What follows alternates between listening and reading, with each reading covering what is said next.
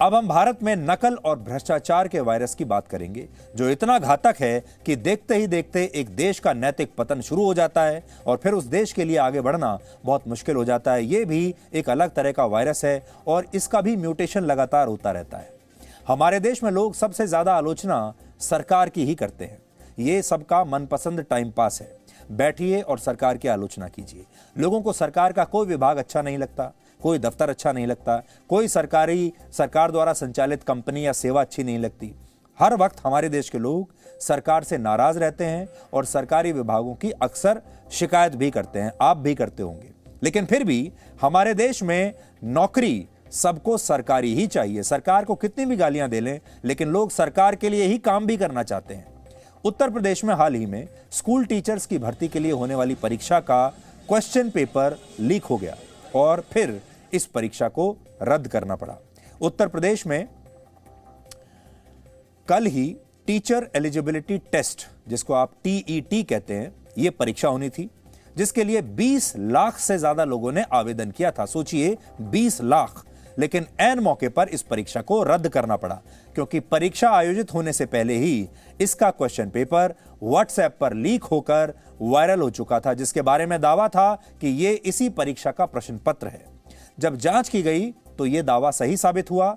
यह प्रश्न पत्र, क्वेश्चन पेपर वाकई इसी परीक्षा का निकला और इसके फौरन बाद इस परीक्षा को रद्द करने का ऐलान किया गया। हालांकि तब तक हजारों परीक्षा केंद्रों पर लाखों युवा अपना एग्जाम देने के लिए पहुंच चुके थे, लेकिन इन सबको वापस घर जाने के लिए कह दिया गया। इन्हें वापस लौटना पड़ा बिना एग्जाम दिए। इसके बाद पुलिस ने जांच शुरू की और उत्तर प्रदेश के शामली से 3 लोगों को गिरफ्तार किया, जिनसे पूछताछ करने पर पता चला कि इन लोगों ने 5 लाख रुपए में क्वेश्चन पेपर की 10 कॉपियां खरीदी थी और फिर इन्हें उन लोगों को 50 से 60 हजार रुपए में बेच दिया गया, बांट दिया गया, जो ये परीक्षा देकर भविष्य में स्कूल टीचर बनना चाहते थे। यानी जो लोग स्कूल टीचर बनने की तैयारी कर रहे थे, उन्होंने 50-50 हजार रुपए में ये क्वेश्चन पेपर खरीद लिए ताकि वो टीचर बन जाए। इस मामले में उत्तर प्रदेश के अलग अलग जिलों से अब तक 30 लोगों को गिरफ्तार किया गया है, जिनके खिलाफ अब बहुत ही सख्त कार्रवाई की जाएगी। इनमें राष्ट्रीय सुरक्षा कानून और गैंगस्टर एक्ट के तहत कार्रवाई होगी और पुलिस को शक है कि इस मामले में कुछ सरकारी कर्मचारी भी शामिल हो सकते हैं। ये तो जाहिर सी बात है कि अगर सरकारी कर्मचारी, खासतौर पर जो एजुकेशन विभाग के जो कर्मचारी होंगे, उनकी बिना मिली भगत के ये क्वेश्चन पेपर लीक हो ही नहीं सकता और उनसे ही ये प्रश्न पत्र लीक हुआ होगा। अब ये परीक्षा अगले 1 महीने में आयोजित हो सकती है और इसके लिए परीक्षा देने वालों से दोबारा रजिस्ट्रेशन फीस नहीं ली जाएगी और ये फीस 400 से 600 रुपए के बीच होती है। आगे बढ़ने से पहले आप ये देखिए कि परीक्षा रद्द होने के बाद उत्तर प्रदेश के मुख्यमंत्री योगी आदित्यनाथ ने क्या कहा। जो युवा ईमानदारी से ये परीक्षा देना चाहते थे, वो कैसे परीक्षा रद्द होने पर निराश होकर लौटे। बीटीसी टीईटी का टेस्ट था। एक गिरोह कहीं से उसने पेपर लीक किया। हमने कहा पूरे पेपर को अभी निरस्त करो, पूरे गिरोह को गिरफ्तार कर लो, उन सभी बच्चों को सकुशल उनके घरों तक पहुंचाओ। 1 महीने के अंदर पारदर्शी तरीके से फिर से परीक्षा आयोजित करो। किसी भी बच्चे से कोई शुल्क अतिरिक्त नहीं लेंगे। जिन लोगों ने ये शरारत की है वे भी सुन लें, उनके खिलाफ गैंगस्टर के तहत मुकदमा दर्ज हो रहा है और उनकी संपत्ति को जब्त कराने और राष्ट्रीय सुरक्षा कानून के अंतर्गत उनको सबको निरुद्ध करने जा रहे हैं। और कोई कितना भी बड़ा क्यों नहीं होगा, उसके घर में बुलडोजर चलना तय है। प्रदेश स्तर पे क्यों हुआ सर, ये भी तो सोचने वाली बात है ना। हम लोग बताइए कहाँ से आए इतनी मेहनत करके। इतनी मेहनत से हम लोग तैयारी करते हैं और पेपर अच्छा होने के बाद कैंसिल हो जाता है कि नहीं। गलती क्या शिक्षा विभाग कर रहा है। अगर जो सरकारी जिम्मेदार अफसर हैं, अगर उस परीक्षा को निष्पक्ष तरीके से नहीं की जा रही है तो उसमें उन पे कठोर से कठोर कार्रवाई होनी चाहिए। हम कितनी दिक्कत बताए ना आपको। रात भर हम लोग खड़े थे बाहर स्टेशन पे इतनी ठंडी के टाइम में, और वो भी पेपर अंदर देने बैठ गए तो पता चल रहा है पेपर रद्द हो गया। ऐसे कैसे पेपर रद्द हो सकता है, बताइए। सेंटर के अंदर जाके पेपर रद्द कर दिया जा रहा है। पेपर तो अच्छा आया था सर, हम लोग सॉल्व भी कर रहे थे, पर पता नहीं कैसे लीक हो गया। यही है, देखिए क्या होता है। नेक्स्ट टाइम डेट कब आता है पेपर का। यूपी टेट का पेपर देने आए थे। अभी जो है 30 मिनट हुए, वो पेपर जो है आउट कर दिया गया। बच्चों के साथ जो है पूरा खिलवाड़ किया जा रहा है। हम लोगों का भविष्य जो है ऐसे ही बर्बाद किया जा रहा है। ये हमारे देश का एक बहुत बड़ा दुर्भाग्य है। हमारे यहाँ जो मेहनत करके, पढ़ाई लिखाई करके, पूरी तैयारी के साथ जो छात्र परीक्षा देने के लिए आते हैं, वो पता नहीं किसी न किसी कारण की वजह से पीछे रह जाते हैं। और जो लोग बेईमानी करते हैं वो लोग कई बार आगे निकल जाते हैं। ये एक बहुत बड़ी नाइंसाफ़ी होती है और इन छात्रों के साथ हमारी पूरी हमदर्दी है, क्योंकि इन्होंने लंबे समय तक पढ़ाई की है, परिश्रम किया है। और हम तो हमेशा ये सुनते आए हैं कि परिश्रम का जो फल होता है हमेशा मीठा होता है, लेकिन शायद हर बार नहीं होता। आज इन लोगों को यही लगा होगा कि परिश्रम का फल हमेशा मीठा नहीं होता। लेकिन उत्तर प्रदेश के मुख्यमंत्री ने जो कहा है, उन्होंने भी ये अच्छी बात कही है कि इस बार ऐसी सख्त कार्रवाई की जाएगी ऐसे लोगों के खिलाफ जो बेईमानी कर रहे हैं, कि आगे से बेईमानी करने वाले लोग भी 1000 बार सोचेंगे कि ऐसा काम किया जाए या ना किया जाए। Uttar Pradesh teacher eligibility test में वो लोग हिस्सा लेते हैं जो भविष्य में सरकारी स्कूलों में टीचर बनना चाहते हैं। ये परीक्षा 150 अंकों की होती है, जिनमें 150 मार्क्स की होती है, जिनमें सामान्य वर्ग के लोगों को 90 नंबर लेने होते हैं और आरक्षित वर्ग के लोगों को कम से कम 82 अंक लाने होते हैं। और जो लोग ये परीक्षा पास कर लेते हैं वो फिर सरकारी स्कूलों में टीचर्स की नौकरी के लिए आवेदन करने के योग्य माने जाते हैं। तो सोचिए, इससे नौकरी नहीं मिलने वाली थी। इससे यानी ये परीक्षा पास करके सीधे नौकरी नहीं मिलती, बल्कि परीक्षा देने वाला नौकरी का आवेदन करने के लिए योग्य हो जाता अगर उसने इस परीक्षा को पास कर लिया। ये पास करना सिर्फ योग्यता के लिए जरूरी है। यानी जब उत्तर प्रदेश में टीचर्स की नौकरियां जब निकलेंगी, भर्ती जब शुरू होगी, तब उसके लिए आवेदन करने वालों की संख्या भी ऐसे ही लाखों में होगी। इसी साल जून में जब उत्तर प्रदेश की सरकार ने सरकारी स्कूलों में टीचर्स के 15,000 पद भरने की घोषणा की थी, तब इसके लिए 12 लाख से ज्यादा लोगों ने आवेदन किया था। 15,000 वैकेंसी हैं और 12 लाख लोगों ने अप्लाई किया है। यानी हर एक पोस्ट के लिए, वैकेंसी के लिए, एक वैकेंसी पर 134 लोग लाइन में लगे हैं। ये 134 लोग लड़ेंगे आपस में और फिर एक को नौकरी मिलेगी।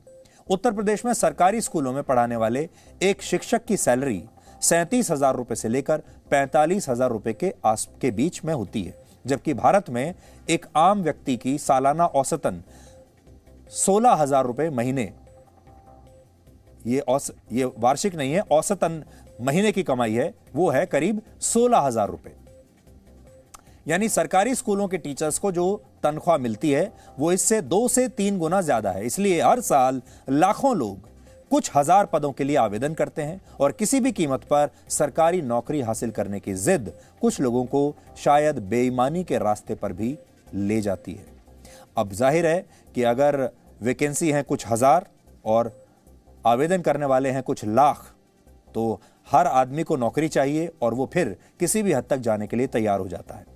ये लोग लाखों रुपए देकर सरकारी नौकरी पाना चाहते हैं, रिश्वत देने के लिए तैयार हैं, नकल करने के लिए तैयार हैं। नकल कराने वाले माफिया पेपर लीक कराकर एक ही झटके में लाखों रुपए कमाना चाहते हैं, जिनमें कई बार सरकारी कर्मचारी भी रिश्वत लेकर इनकी मदद करते हैं। यानी सब पैसा बनाते हैं। यानी नकल और भ्रष्टाचार हमारे सिस्टम का एक ऐसा हिस्सा बन चुका है और यह सिलसिला कभी भी रुकता नहीं, ये चक्र चलता ही रहता है। यानी आप पैसा देकर भ्रष्टाचार करके आपने खुद नौकरी हासिल की है और फिर उसके बाद जो सरकारी कर्मचारी हैं वो भी रिश्वत देकर यही काम करते हैं और फिर ये चक्र चलता रहता है। फिर जो छात्र ऐसे टीचर से पढ़ते हैं फिर आगे चलकर वो भी ऐसे ही बनते हैं। और अक्सर हर बड़ी परीक्षा से पहले पेपर लीक होने की या परीक्षा के दौरान बड़े पैमाने पर नकल की खबरें आप तक पहुंचती ही रहती हैं। हम हर बार आपको बताते हैं। और इसी साल आपको याद होगा सितंबर के महीने में भी राजस्थान में REET रीट यानी Rajasthan eligibility exam for teachers की परीक्षा भी ऐसे ही रद्द करनी पड़ी थी और इसके पीछे की वजह भी यही थी, यानी नकल। इस परीक्षा के दौरान कुछ लोग अपने पैरों में ऐसी चप्पल पहनकर परीक्षा दे रहे थे जिनमें ब्लूटूथ डिवाइस और सिम कार्ड लगा हुआ था। सोचिए, चप्पल के अंदर सिम कार्ड लगा हुआ है और ब्लूटूथ लगा हुआ है और इसी की मदद से ये लोग नकल कर रहे थे। हमने तब भी आपको ये खबर दिखाई थी। उत्तर प्रदेश और राजस्थान के लाखों युवा स्कूल टीचर बनना चाहते हैं, लेकिन एक कड़वी सच्चाई यह भी है कि इनमें से बहुत सारे लोग, सारे नहीं, बहुत सारे लोग ऐसे हैं जो पैसा खर्च करके, पैसा देकर, रिश्वत देकर, क्वेश्चन पेपर खरीद कर और नकल के माध्यम से अध्यापक बनना चाहते हैं। अब आप सोचिए, जो व्यक्ति नकल और भ्रष्टाचार करके स्कूल में टीचर बना हो, वो अपने छात्रों को क्या सिखाएगा, क्या पढ़ाएगा। और यही वजह है कि हमारे देश में भ्रष्टाचार और नकल का ये चक्र ऐसे ही चलता रहता है, क्योंकि हमारे देश में कानूनी रूप से नकल और भ्रष्टाचार करना अपराध तो जरूर है, लेकिन हमारे समाज में आज भी इसे बुरा नहीं माना जाता। आप अपने आसपास सर्वे करके देखिए, आपको बहुत सारे ऐसे अपने अड़ोस पड़ोस में, अपने शहर में, अपने गांव में ऐसे न जाने कितने अमीर लोग आपको मिलेंगे जिनके बारे में आप अच्छी तरह से जानते हैं कि इसने भ्रष्टाचार किया है और ये सारा पैसा भ्रष्टाचार करके ही कमाया है, लेकिन तब भी उन लोगों की समाज में एक इज्जत है, क्योंकि वो पैसा देकर कुछ भी खरीद सकते हैं। सरकारी अफसर भी उनसे दोस्ती करते हैं, उन्हें हर तरह के फेवर्स दे दिए जाते हैं और लोग उनसे दोस्ती करना चाहते हैं क्योंकि उनके पास पैसा है, क्योंकि वो अमीर हैं, बावजूद इसके कि वो पैसा चोरी करके कमाया गया है, भ्रष्टाचार करके कमाया गया है। ये जो सुधार है, ये हमारे समाज को खुद से करना होगा। सिर्फ कानूनन अपराध उसको बनाकर ये जो बुराई है इसे समाप्त नहीं किया जा सकता जब तक कि समाज ऐसे लोगों का बहिष्कार न करे। खुद सरकार के आंकड़ों के मुताबिक भारत के सरकारी स्कूलों में पढ़ाने वाले करीब 14% टीचर्स बच्चों को पढ़ाने के योग्य ही नहीं है। कुल मिलाकर अगर नकल करने वाले या अयोग्य टीचर्स बच्चों को पढ़ाएंगे तो हमारा देश कभी भी आगे नहीं बढ़ पाएगा। भारत में करीब 47 करोड़ लोग किसी ना किसी तरह की नौकरी करते हैं, यानी नौकरी पेशा लोग जो हैं वो 47 करोड़ हैं, लेकिन इनमें से सिर्फ 1,70,00,000 यानी लगभग 3.5% लोग ही सरकारी नौकरियों में हैं, बाकी सब प्राइवेट नौकरियों में हैं। हालांकि सरकारी नौकरी हासिल करने का सपना देखने वालों की संख्या इससे कहीं ज्यादा है। सब लोग सरकारी नौकरी का ही सपना देखते हैं। उदाहरण के लिए वर्ष 2019 में जब भारतीय रेलवे में 90,000 पद निकले थे, तब इसके लिए 2.5 करोड़ से ज्यादा लोगों ने अप्लाई किया। सोचिए, 90,000 वैकेंसी इंडियन रेलवे में और 2.5 करोड़ लोगों ने अप्लाई कर दिया। यह विडंबना है कि हमारे देश में लोग अक्सर सरकार की आलोचना करते हैं, उसे नाकाम बताते हैं, हमेशा सरकार से नाराज रहते हैं और कहते हैं कि सरकार का कोई विभाग अच्छी सर्विस नहीं देता, लेकिन फिर भी नौकरी करने के लिए ये सरकार के पास ही जाना चाहते हैं, सरकारी नौकरी ही लेना चाहते हैं। भारत में बहुत सारे लोग परीक्षा देकर, पैसा देकर या किसी नेता, सांसद या विधायक से पहचान के दम पर किसी भी तरह से जुगाड़ करके सरकारी नौकरी पाना चाहते हैं। इसकी सबसे बड़ी वजह यह है कि सरकारी नौकरियों में काम के घंटे तय होते हैं, उसमें भी आप तय काम के जो घंटे हैं उसमें से भी आप पूरे समय काम नहीं भी करेंगे तो भी चलेगा। बहुत सारे सरकारी कर्मचारियों को तय घंटों से ज्यादा काम नहीं करना पड़ता। हालांकि इसमें कुछ अपवाद भी हैं, इसलिए हम आज ये बताना चाहते हैं कि सरकार में भी अच्छे लोग हैं, मेहनती लोग भी हैं जो बहुत काम करते हैं, परिश्रम करते हैं, लेकिन ऐसे लोग भी हैं जो काम चोरी की वजह से ही सरकारी नौकरी लेना चाहते हैं। और इसी तरह जैसे हर तरह के लोग हैं जो टीचर की इस परीक्षा के लिए, टीचर बनने के लिए परीक्षा देने आए थे, उनमें दोनों तरह के लोग हैं। वो भी हैं जो क्वेश्चन पेपर खरीद कर पास होना चाहते हैं और वो लोग भी हैं जो पूरी ईमानदारी से पढ़ाई करके आए थे। दूसरी वजह यह है कि सरकारी नौकरी प्राइवेट नौकरियों के मुकाबले ज्यादा सुरक्षित होती है, जॉब सिक्योरिटी होती है, स्थायित्व होता है। सरकारी नौकरी से निकाले जाने की संभावनाएं बहुत कम होती हैं, चाहे आप कितनी भी गलतियां कर लें या कितना भी कम काम करें। जबकि प्राइवेट सेक्टर में आपकी नौकरी सिर्फ तब तक चलती है जब तक आप ईमानदारी से काम कर रहे हैं, पूरे दिन काम कर रहे हैं और अपने लक्ष्यों को यानी टारगेट्स को हासिल कर रहे हैं, आप कॉम्पिटेंट हैं। सरकारी नौकरियों में तनख्वाह बहुत अच्छी होती है और आपको दूसरे भत्ते भी मिलते हैं, छुट्टियां हमेशा आप समय पर आपको मिलती हैं, घर खरीदने के लिए आसानी से लोन मिल जाता है, गाड़ी खरीदने के लिए लोन मिलता है, आपका बीमा होता है और आपको बाद में पेंशन भी मिलती है। इसके अलावा निश्चित समय पर आपकी सैलरी बढ़ती चली जाती है, चाहे काम में आपका प्रदर्शन औसत ही क्यों ना हो। जबकि प्राइवेट सेक्टर में लोगों को सैलरी में जो इंक्रीमेंट मिलता है वो बड़ी जी तोड़ मेहनत करने के बाद मिलता है, अपने लक्ष्य हासिल करने के बाद मिलता है। सरकारी नौकरियों की चाहत के पीछे एक बड़ी वजह रिश्वत भी है। सरकारी नौकरी में अगर पैसा कम भी मिले, तनख्वाह बहुत कम भी हो, तब भी बहुत सारे कर्मचारी ऐसे होते हैं जो रिश्वत लेकर अच्छा खासा पैसा कमा लेते हैं। वर्ष 2019 में एक सर्वे हुआ था जिसमें हर 2 में से 1 भारतीय ने यह माना था कि उन्होंने अपना काम करवाने के लिए सरकारी कर्मचारियों को कभी ना कभी रिश्वत दी है। यानी सरकारी नौकरी में ऊपर की कमाई की संभावना हमेशा बनी रहती है और हमारे देश में ऊपर की जो कमाई है वो लोगों को बड़ी आकर्षित करती है, बड़ी आकर्षक होती है। आपको याद होगा, महान साहित्यकार मुंशी प्रेमचंद ने एक बार अपने मशहूर उपन्यास नमक का दरोगा में लिखा था, मासिक वेतन तो पूर्णमासी का चांद है जो एक दिन दिखाई देता है और घटते घटते लुप्त हो जाता है। ऊपरी आय बहता हुआ स्रोत है जिससे सदैव प्यास बुझती है। इसका मतलब यह है कि जो आपकी सैलरी है वो तो पूर्णमासी के चांद की तरह है। 1 तारीख को आपकी तनख्वाह आती है, उस दिन पूर्णमासी का चांद जैसी आपकी तनख्वाह होती है और धीरे धीरे धीरे जैसे चांद विलुप्त होता चला जाता है, आपकी तनख्वाह भी धीरे धीरे जैसे जैसे महीना आगे बढ़ता है विलुप्त होता चला जाता है। लेकिन जो रिश्वत है वो एक झरने की तरह है, वो सदैव बहता रहता है और आपकी प्यास को शांत करता रहता है। रिश्वत ऐसी चीज होती है और आज भी भारत के लोगों को ऊपरी आय की यही प्यास सरकारी नौकरियों की तरफ खींचती है। यानी ये झरना अपने जीवन में सबको चाहिए। हालांकि हम यहां पर ये बिल्कुल नहीं कह रहे हैं, स्पष्ट करना चाहते हैं कि सारे सरकारी कर्मचारी ऐसे ही करते हैं, ये हम बिल्कुल नहीं कह रहे हैं, या हर सरकारी कर्मचारी बेईमान है, ये हमारी मंशा बिल्कुल नहीं है।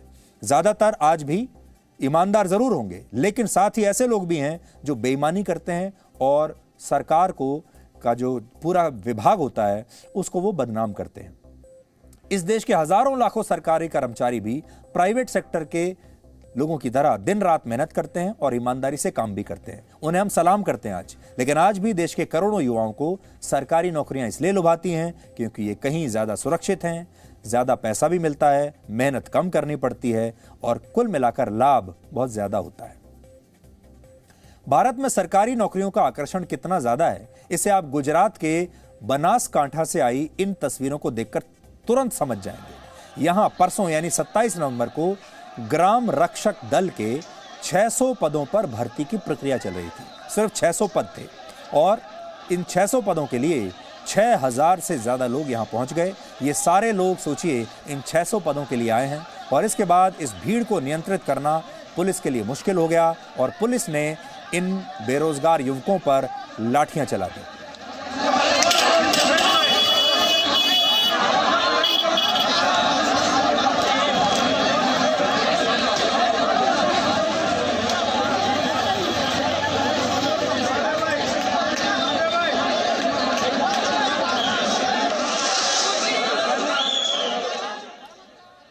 ये तस्वीरें देखकर बहुत दुख होता है क्योंकि किसी भी देश के जो युवा होते हैं वो उसकी असली ताकत है और कोई भी देश सिर्फ अपने युवाओं के दम पर ही आगे बढ़ सकता है। लेकिन हमारे देश के युवा क्या कर रहे हैं आप देखिए। हमारे देश के युवाओं के साथ कैसा व्यवहार हो रहा है ये आप देखिए और हमारे देश के युवा जो हैं वो नौकरियों के लिए क्या कुछ करने के लिए तैयार हैं ये भी आप इन तस्वीरों से देख सकते हैं। ये दुखद है। ग्राम रक्षक दल पुलिस विभाग के अंतर्गत आता है और इसमें काम करने वाले लोगों पर गांवों में कानून व्यवस्था बनाए रखने की जिम्मेदारी होती है और इसमें शामिल लोग अपराध रोकने में पुलिस की मदद करते हैं। ये एक तरह की सरकारी नौकरी है जिसमें ग्राम रक्षक दल के जवानों को हर रोज 230 रुपए यानी एक महीने में करीब 7000 रुपए मिलते हैं। यानी ये कोई बहुत बड़ा सरकारी पद नहीं है, ना ही इसमें कोई बहुत बड़ी तनख्वाह है। फिर भी इस देश में बेरोजगारी की स्थिति ऐसी है कि प्रतिदिन 200 से 250 रुपए देने वाली सरकारी नौकरी को हासिल करने के लिए भी हजारों लोग इस तरह आवेदन करते हैं और वो सब लाठियां खाने के लिए भी तैयार हैं बशर्ते कि नौकरी मिल जाए। ये सब देखकर आपको लग सकता है कि सिर्फ भारत में ही सरकारी नौकरियों का इतना आकर्षण है, लेकिन सच ये है कि नॉर्वे जैसे देश में प्रति 1000 लोगों में से 159 लोग सरकारी नौकरियों में हैं। स्वीडन में यह आंकड़ा 138 है, फ्रांस में 114, ब्राजील में 111, अमेरिका में हर प्रति 1000 लोगों में से 77 लोग सरकारी नौकरी में हैं, जबकि भारत में प्रति 1000 लोगों में सिर्फ 16 लोग सरकारी नौकरी करते हैं। लेकिन अमेरिका जैसे देश में सरकारी नौकरी करना आसान नहीं है। यही ज्यादातर विकसित देशों में यही स्थिति है। सरकारी नौकरी करने वालों को वहां पर कई तरह के फायदे और अच्छी तनख्वाह तो मिलती है, लेकिन वहां प्राइवेट सेक्टर की तरह सरकारी कर्मचारियों की परफॉर्मेंस पर भी कड़ी नजर होती है और खराब प्रदर्शन या भ्रष्टाचार करने वाले लोगों को फौरन नौकरी से निलंबित कर दिया जाता है, एक्शन होता है, डिमोशन कर दिया जाता है, यानी उनका पद नीचे घटा दिया जाता है। उदाहरण के लिए अगर अमेरिका में सरकार को बजट बनाने में देर हो जाए तो कई बार इससे संबंधित विभाग में सरकारी कर्मचारियों पर उन्हें नौकरियों से निकाल दिया जाता है, एक्शन होता है और ये खबर हर बार वहां के अखबारों की सुर्खियां बनती है, हेडलाइन बनती है। यानी अमेरिका जैसे देश में प्राइवेट और सरकारी सेक्टर के लोगों के साथ अलग अलग व्यवहार नहीं होता, जबकि भारत में सरकारी नौकरी जीवन भर सुरक्षा की एक गारंटी बन जाती है। भारत में सरकारी नौकरी में कर्मचारियों को तमाम सुख सुविधाएं मिलती हैं, लेकिन इसके बावजूद भारत में सरकारी कंपनियों की हालत अच्छी नहीं है और इसी से आपको समझ में आ जाएगा कि हमारे देश में सरकारी नौकरियों और सरकारी विभागों की हालत क्या है। वर्ष 2019 में controller and auditor general of India यानी सीएजी की एक रिपोर्ट आई थी, जिसके मुताबिक उस साल 31 मार्च तक भारत की 189 सरकारी कंपनियों को 1,40,000 करोड़ रुपए से ज्यादा का घाटा हुआ था, जबकि देश की बड़ी बड़ी सरकारी कंपनियों पर 30,000 करोड़ रुपए से ज्यादा का कर्जा था। और एयर इंडिया इसका सबसे बड़ा उदाहरण है, जिसे इसी साल अक्टूबर में टाटा ग्रुप ने सरकार से 18,000 करोड़ रुपए में खरीद लिया। यह भारत की सरकारी एयरलाइंस थी, जिसमें 10,000 से ज्यादा कर्मचारी काम करते हैं, लेकिन इस कंपनी को वर्ष 2020 और 21 में 80,000 करोड़ रुपए का घाटा हुआ, नुकसान हुआ, जबकि प्राइवेट एयरलाइंस इसके मुकाबले कहीं ज्यादा बेहतर प्रदर्शन कर रही हैं। तो सोचिए, हमारे देश में प्राइवेट एयरलाइंस भी हैं जो कि अच्छा परफॉर्म कर रही हैं, मुनाफा भी कमाती हैं और सुविधाएं भी आपको अच्छी देती हैं, सर्विस भी आपको अच्छी देती हैं, और एयर इंडिया उसी माहौल में उनके साथ कंपीट नहीं कर पा रहा है। इसी तरह सरकारी टेलीकॉम कंपनी बीएसएनएल को देख लीजिए, पिछले साल 15,500 करोड़ रुपए, इस साल 7,500 करोड़ रुपए का नुकसान हुआ है, जबकि एमटीएनएल का पिछले साल का नुकसान 3,800 करोड़ रुपए और इस साल 2,500 करोड़ रुपए है। यह हाल तब है जब बीएसएनएल में 1.5 लाख और एमटीएनएल में 18,000 कर्मचारी काम करते हैं।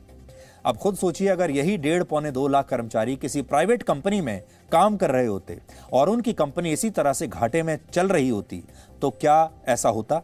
या तो वो कंपनी ही बंद हो गई होती या फिर हजारों लोगों को उनकी नौकरियों से निकाल दिया गया होता।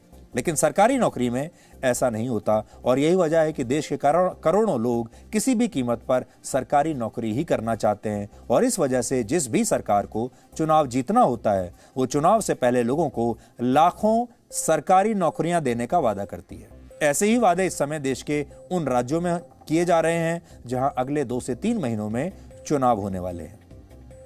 तो ये अलग अलग पार्टियों का अब एक बिजनेस मॉडल बन गया है कि हर चुनाव से पहले बेरोजगारों को यह बताया जाए कि उन्हें सरकारी नौकरियों पर रखा जाएगा, क्योंकि उन्हें भी सरकारी नौकरी ही चाहिए, प्राइवेट नौकरी नहीं चाहिए। इसलिए गलती दोनों तरफ से है। सरकार आखिर कितनी सरकारी नौकरियां बांट सकती है, और अगर बांटनी शुरू की तो फिर इसी तरह से घाटा होता है, क्योंकि वो जो नौकरियां बांटी गई हैं वो इसलिए नहीं बांटी गई कि उन कंपनियों को या सरकार को उनकी ज़रूरत है, वो इसलिए बांटी गई हैं नौकरियां ताकि उनके ज़रिए वोट लिए जा सकें, लोगों को खुश किया जा सके। एक तरीके से उस पैसे को बहाया जा रहा है। इसलिए हम अपने युवाओं से भी आज ये कहेंगे, सरकार से भी ये कहेंगे कि जहाँ तक हो सके सरकारी नौकरियाँ बढ़ानी चाहिए, बिल्कुल, और जो रिक्त पद खाली हैं उन पर सही तरीके से निष्पक्ष होकर वहां पर भर्ती होनी चाहिए ताकि सही लोगों को सही नौकरियां मिल सके। लेकिन युवाओं को भी कहना चाहेंगे कि सिर्फ सरकारी नौकरी पर ही आश्रित मत रहिए, अपने आप को इतना काबिल बनाइए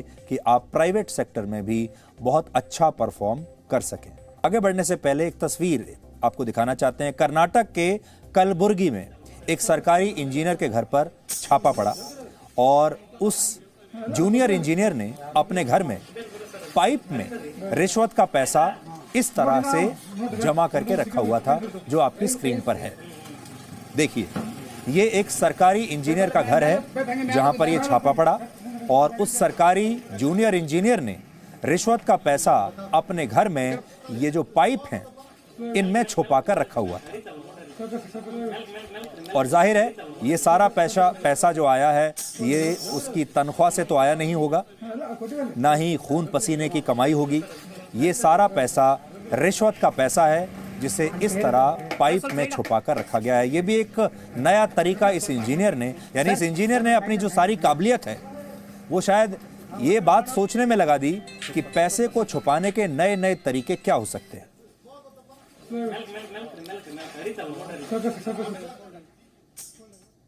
तो अब आपको समझ में आया होगा कि हमारे देश में लोग सरकारी कर्मचारी क्यों बनना चाहते हैं और सरकारी नौकरी क्यों करना चाहते हैं।